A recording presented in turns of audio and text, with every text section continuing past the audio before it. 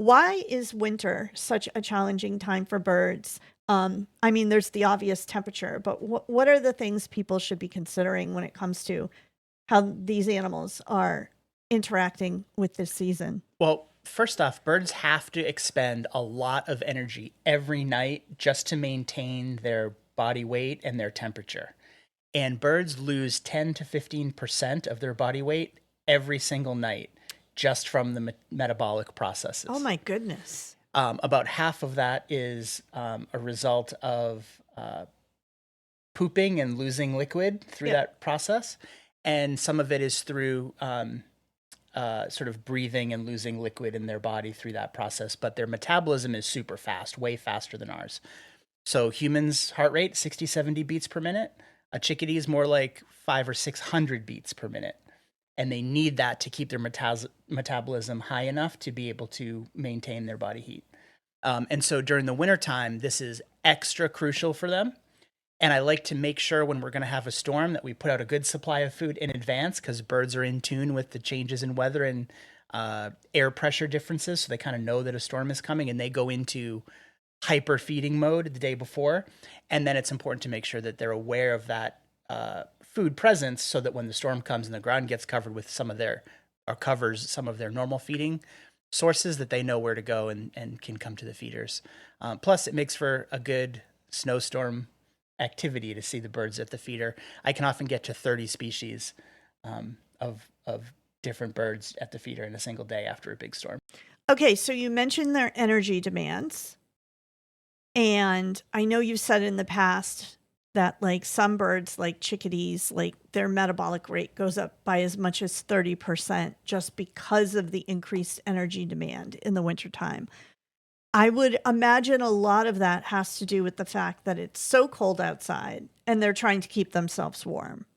So what are they doing to keep from freezing? What adaptations does their body go through in the wintertime? So they don't really go through physical adaptations, but they use what they have a little bit differently. So, in particular, the Journal of Experimental Biology has shown that the way birds can fluff their feathers up creates sort of an airtight pocket around them. And we see this also in water birds, for example, like a loon. They do the same thing with their feathers when they go underwater. It keeps them dry. But land birds do the same thing. They might hunker down in a roost box at night or in a sheltered part of a tree or a nest cavity to stay warm and huddle with other birds, but also use their feathers to create an airtight sleeping bag, if you will. In addition to that, they also have some physiological responses to cold. So they can literally kind of shiver and chatter, which allows them to generate some body heat from that sort of shivering mechanism. And some birds, particularly hummingbirds, are known for this, but some smaller birds like kinglets and chickadees can even go in when it's very, very cold, can go into a state of sort of like it's called torpor, but it's like a mild hibernation where they're able to shut down different systems of their body. And some birds, while they're in torpor, will shiver to stay warm. And then in the morning, when it starts to warm up, they naturally kind of wake up. So if you happen to, see on a very cold morning a hummingbird maybe hanging upside down on the feeder, just looking very still or dead, it was likely in torpor. Oh, wow, that's wild. And it's interesting what you said about there being no like biological adaptations or anything like that. I assumed that like our dogs get a different coat in the winter and then they shed it and have their summer coat.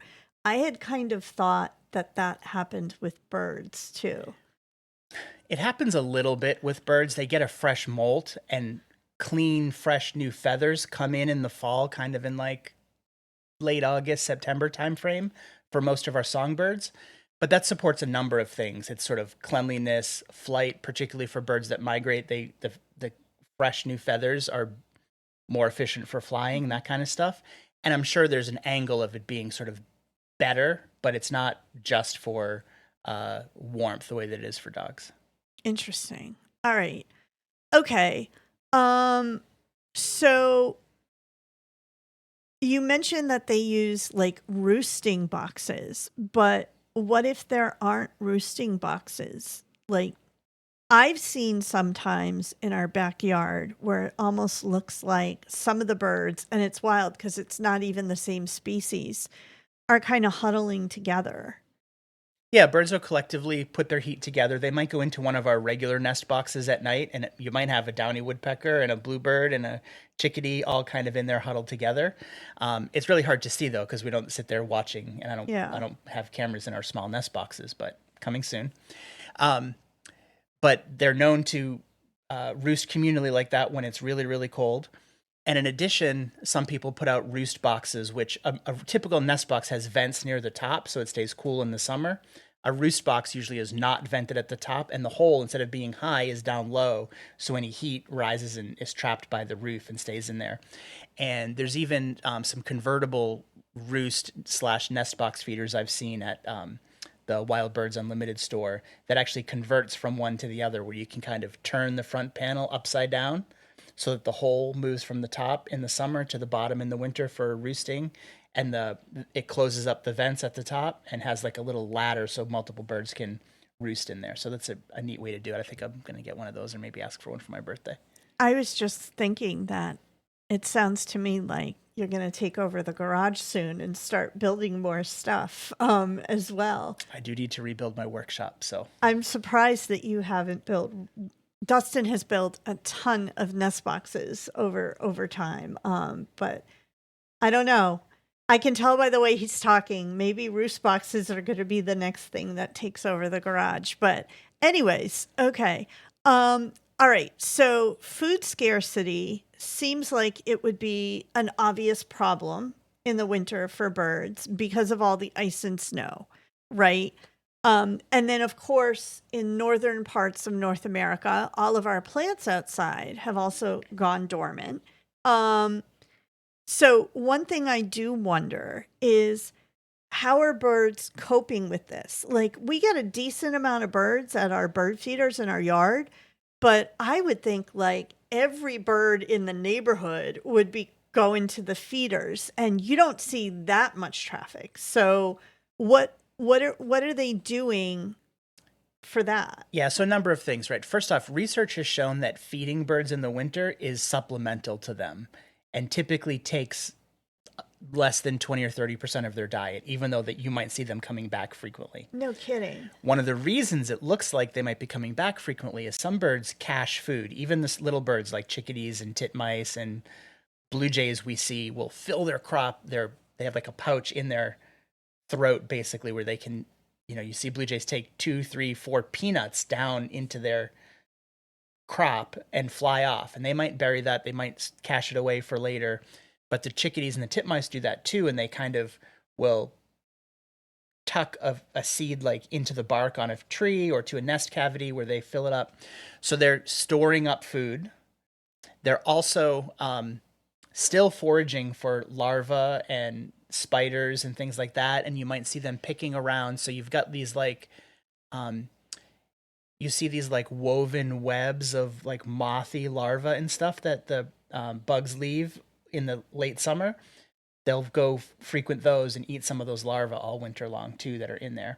And they use their body stores as like a battery of energy so that they'll sort of overeat in advance, like the day before a storm, and that helps replenish their battery of fat in their body, which will help their metabolism, get them through the cold night or through the storm, which might last a day or two. So this morning, when I was a little bit panicked and bossing you around because there was snow and ice all over the bird feeders and I could see the birds trying to get to the seeds, there was a reason why you were like, Lynn, it's fine. They're fine. It's okay. And I should have mentioned feeding birds isn't just the food that you buy at the store and you put in the feeder.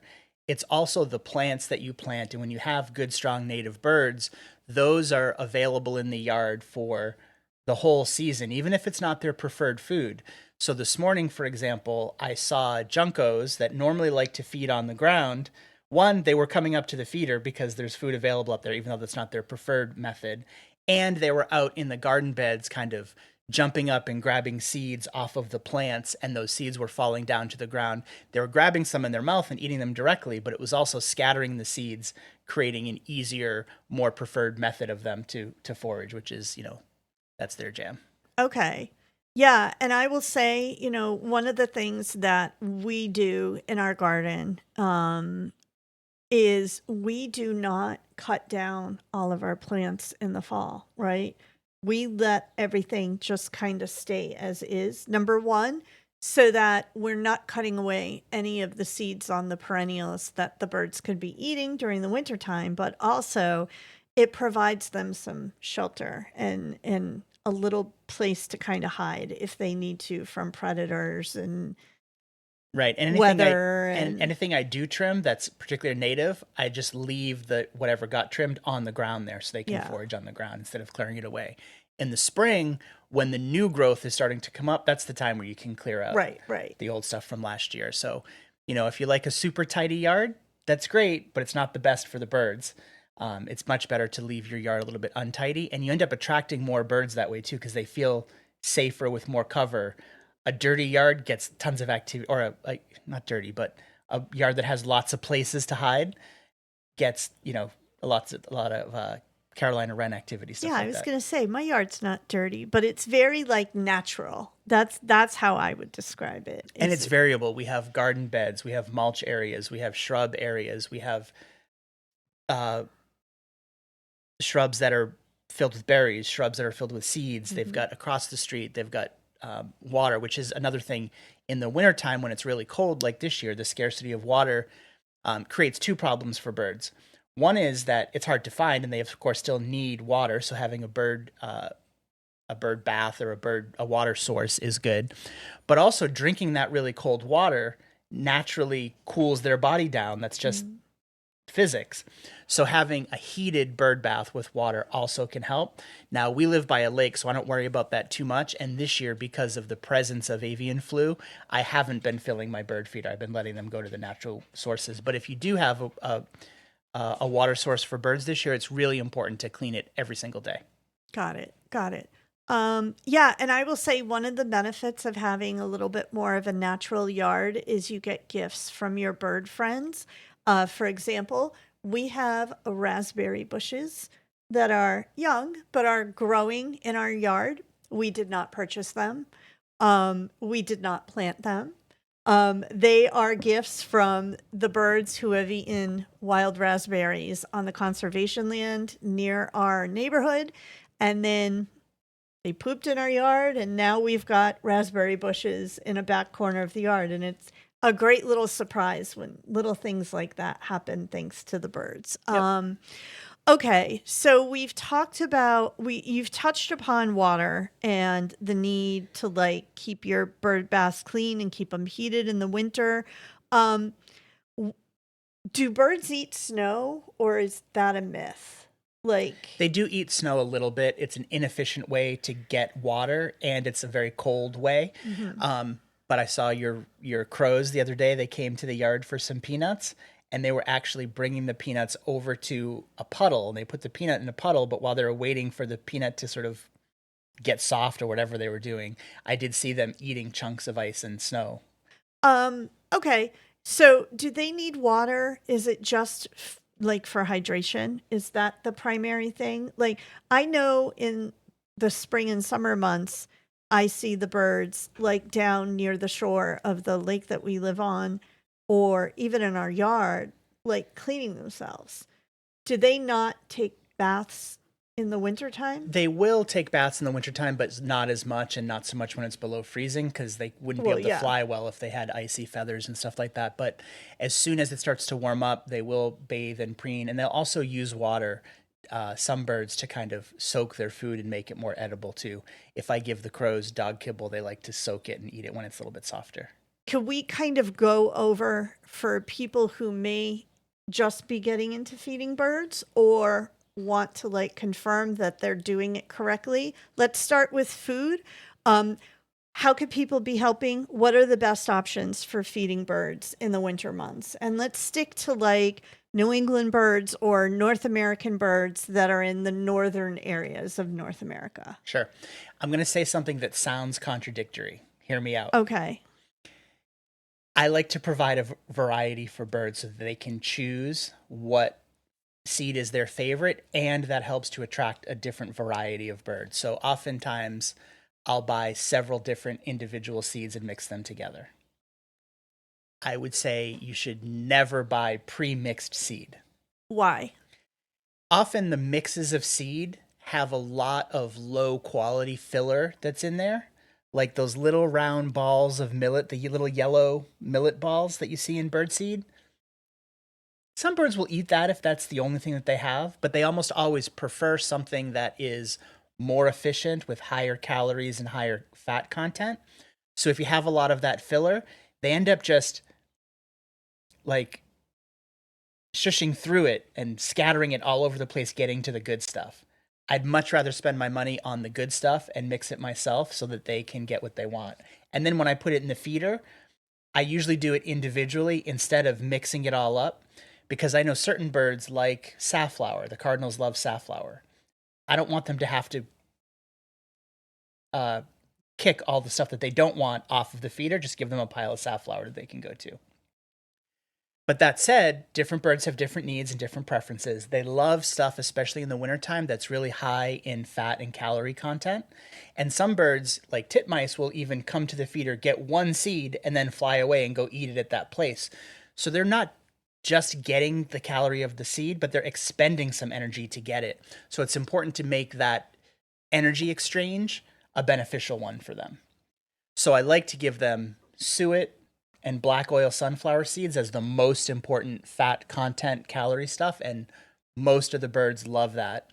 The black oil sunflower seeds are also preferred by more birds than the gray and white striped ones, because the gray and white striped ones have a much harder shell. So some of the smaller birds have a hard time opening that, where the black oil sunflower seed has a relatively softer shell, and almost all of the birds can open that.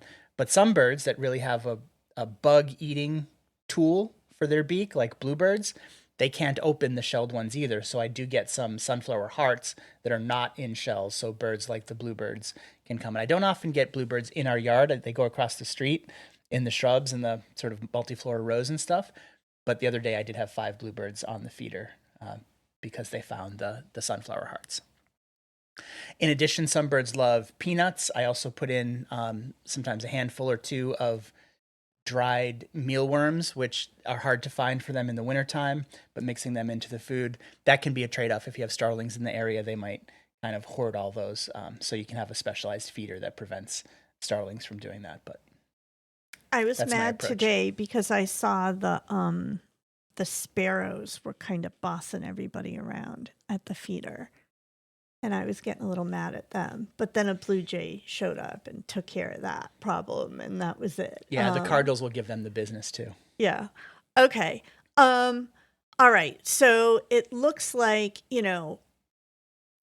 buying individual types of bird food is probably, it sounds like it might even be economically in the long run a better value because you're not wasting any of the food. I think it is, yeah. Okay. And suet is another one that you mentioned. Suet's good. I don't love the store-bought suet. There's a lot of kind of commercially mixes, but they can be good. I would just say for suet, try to get stuff that has a very nutty mix in it. Stuff that has peanuts or insects mixed in with it is really good. Like, you remember that time I made suet at home? Yeah, we're not doing that again. I was so mad. Our kitchen smelled so bad. It just, oh God, that was awful. I don't know what you were thinking, but we're never doing that again. Fair enough. But the birds loved that suet because it was really heavy on nuts and mealworms. And I did mix in some seed as well, but it was really nice and fatty goodness. Yeah. And in the wintertime, Niger seed is really important too, because some of the seed gatherers like American goldfinch and even pine siskins love that Niger, or it used to be called thistle, but more accurately it's Niger, which is good. And in the summertime, I mix in other stuff like fruits and even grape jelly for Baltimore Orioles. But in the wintertime, I stick with the seeds and nuts. Okay. Okay. So it sounds like you've got this fairly knowledgeable plan on which specific seeds you're purchasing, what makes good suet, where to get all this stuff from. But like, where did you get this information from? Are you getting this from like Reddit, or are you going to? Yeah, so I've accumulated, over the years, but it definitely is information that is readily available from the Audubon Society, from the Cornell Lab of Ornithology, um, and some of the really reputable bird specific stores also provide data about what's in their food and what species like it. So when you find a quality source for your seed, go back to that one and support those businesses. That's really important. If all you have is Tractor Supply or Home Depot or a big box store like that, stick with the stuff that is a good seed. Like just buy the straight black oil sunflower seed, not the mixes, because they're just not as good. Are there places online that you could get stuff from? There are, but seed is very heavy, with the exception of mealworms and peanuts. Peanuts are best to buy online because you don't want roasted or salted peanuts like humans eat. You want raw in the shell peanuts primarily, and you can buy those in like a 5-pound bag from a number of places. Those ship really well because they're light, but it's really hard to find a economical 40-pound bag of black oil sunflower seeds. So I definitely recommend your local hardware store, your local feed or grain stores sometimes sell stuff like that. I've seen in a variety of catalogs and stuff that there's bird feeders that you can stick onto your window, right? To draw birds towards the window. But windows are dangerous for birds. Windows are dangerous for birds, especially when the sun is shining onto the glass and creating a reflection. Those feeders are okay in terms of feeders. The window is the danger. So I would much prefer a window that has a screen on the outside, and so the birds can't actually strike the glass. Most of the window mount bird feeders aren't compatible that way because they need the suction cup or whatever. So if you do insist on using one of those feeders, at least put it on the non-sunny side of your house so that there's not so much glare. And do what you can to make the glass visible to birds. So there's like stickers that you can put on there, and even like the window muntins, the sort of grid pattern that some windows have, those are better. But there's a number of like UV like stickers that you can put on windows. Some of them are just like vertical lines and you move them. I think it's like no more than 3 or 4 inches apart, so the birds don't try to fly in between them, that sort of thing. But in general, I don't love those because most of them mount on the glass directly. Yeah, so I do know something about the clings because I bought some of them as a stocking stuffer for you a few years ago. And I think I got them from Audubon, but you can find them on Amazon. You can find them a lot of places, and they're window clings. So Dustin's calling them stickers, but they're removable. You'll be able to get them off the window if you buy them as window clings. But so for those, the pattern needs to be 2 inches apart horizontally and 4 inches apart vertically. And they have some that look fairly clear, but if you're a bird flying towards the window, it almost creates like a hologram pattern effect from the reflection of the light. And then the bird knows that, oh, wait, I can't fly in. Because isn't the problem with the reflection is that it reflects the outdoor scene onto the window? Right. It looks like a bunch of trees, right? That they're flying into safety and all of a sudden they, strike the glass.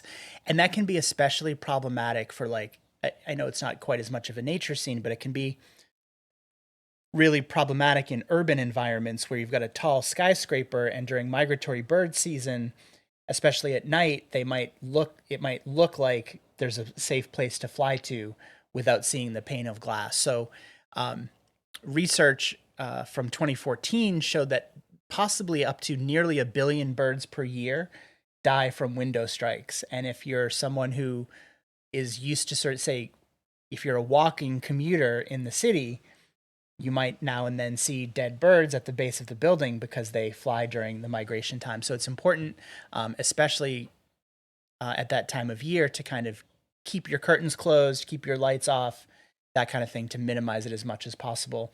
And it can be really hard for people to influence the building practices when a new building is going up.